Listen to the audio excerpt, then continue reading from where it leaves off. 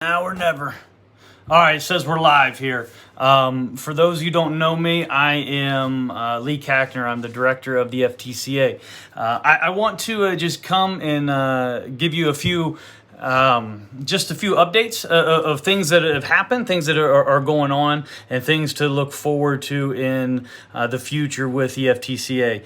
The first thing I want to bring to everybody's attention is nothing that y'all don't already know, but that is we have passed the first FTCA run Flight Fest, and hands down, it was a success on many different levels. Not only a financial success, but it was just a success in a physical and relational atmosphere as well, or a standpoint as well. So the idea that this was the first Flight Fest that the FTCA put on, I think that a lot of people didn't understand that or didn't know that, but hey, nonetheless, it was, and it was great. Now, the only way in which which Flight Fest was able to be as successful as it was, and when I say successful, I know that there was some rain and there was some garbage that we had to deal with, but we dealt with it, and we kept on, changing what we needed to do and adjusting, and it was great.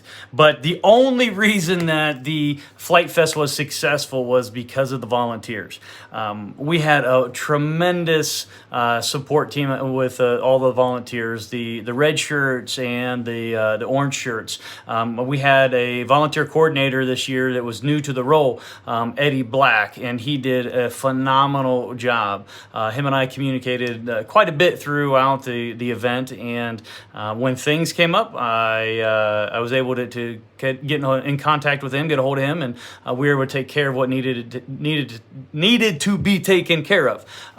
But with Eddie, and it wasn't just Eddie doing a phenomenal job, it was all of his red shirts, all of the orange shirts, everybody, phenomenal job with Flight Fest this year. Now, when I talk about Flight Fest this year in 2021, I'm looking forward to 2022 already, and I just want to throw a little teaser out there for y'all. Look forward to multiple Flight Fests next year. Where they're going to be and when they're going to be is to be determined for sure. But it's going to be awesome nonetheless. So the next thing on my list here to just update everybody on is we have an event at Edgewater. Those of you that are familiar with Edgewater here in Ohio, it's in Minerva. It's the air park in which we do a lot of cool things there. It's where Flight Test headquarters is at. What we're doing in August is the Flying Circus. Now, the Flying Circus is going to be August, let me get these dates right, August 13th through the 15th.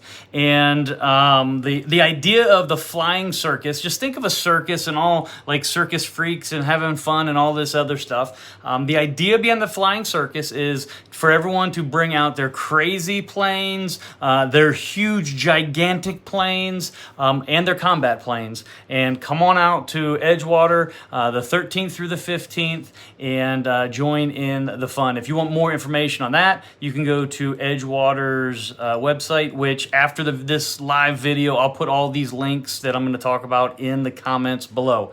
But think of Flying Circus, think of coming and having a grand old time. And if you have a top hat, wear a top hat. You could be the ringmaster of it all. I don't care.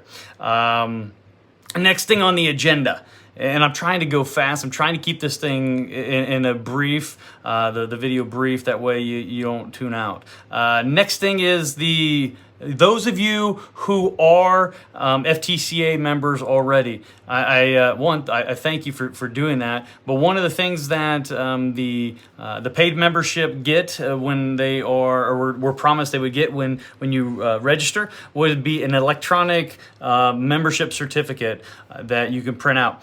We're having a little bit of a little hiccup with the electronic certificates. It's okay. We're getting it under control. Please be patient with us. We haven't forgotten about it. They will be coming out, and they will be coming out shortly. It's a computer thing that's happening. It's actually a good thing because we have so many coming in, so many registrations coming in that we're working on an automated system to help with that. So please be gracious, and we will be getting that out to you pretty soon.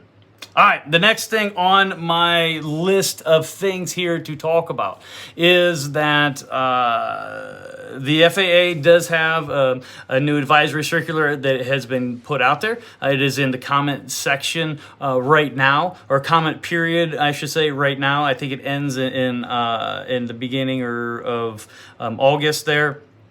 And what I want to say, I don't want to say a whole lot about the AC, and it's AC 91-57 Charlie.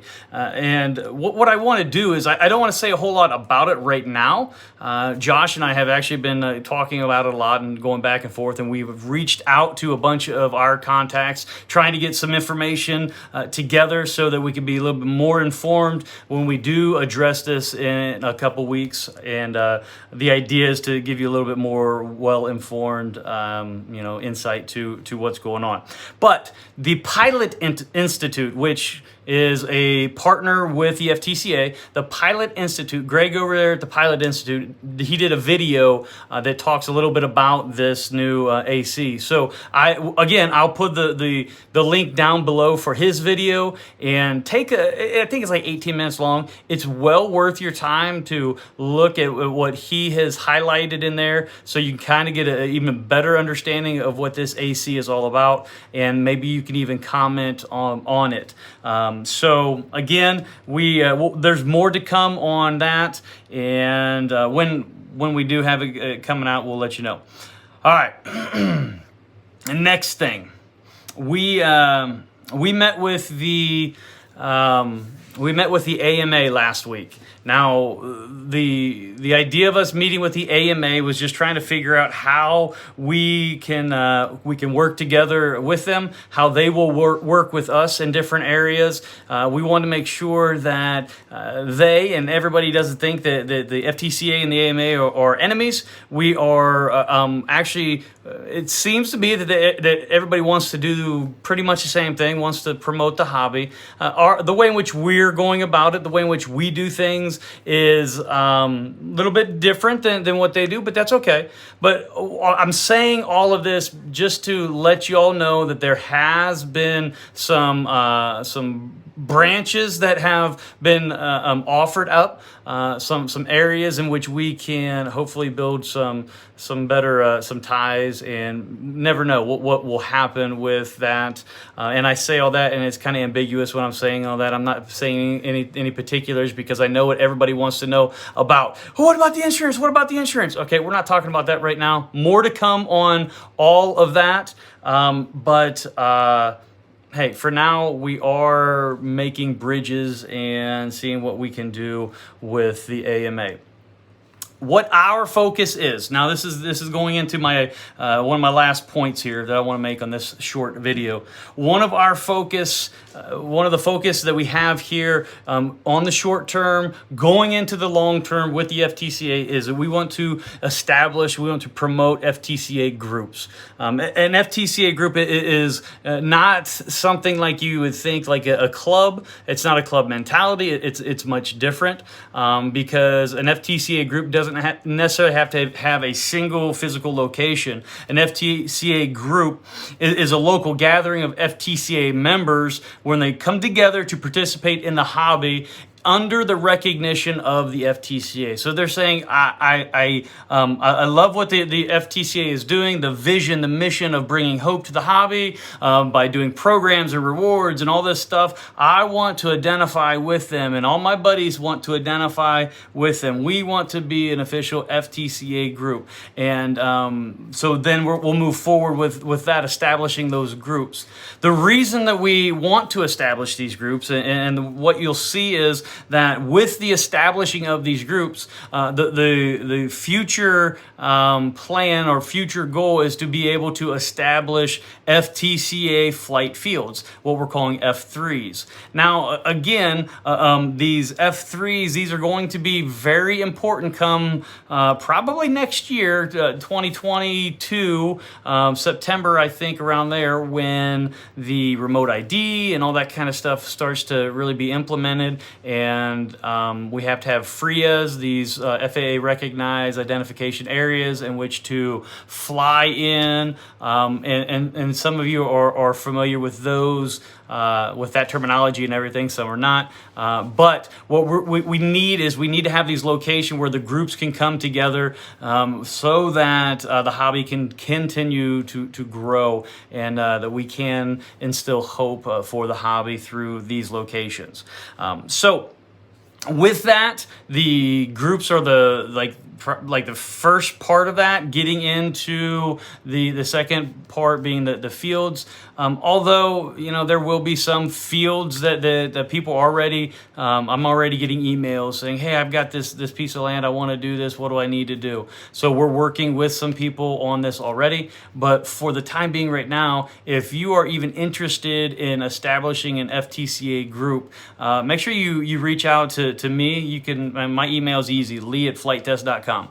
Reach out to me. Let's get in a conversation. We're not that big yet where I can't talk to people and help where I can, and get these things established, because at the end of the day, we don't want to have a bunch of words on a wall where and I'm not knocking the AMA, but have a bunch of memorials. We want to have active flying sites, active flying groups, people who are actually promoting the hobby, and the people that are bringing this hope, and they see that the hobby can bring hope to people's lives. So, what else?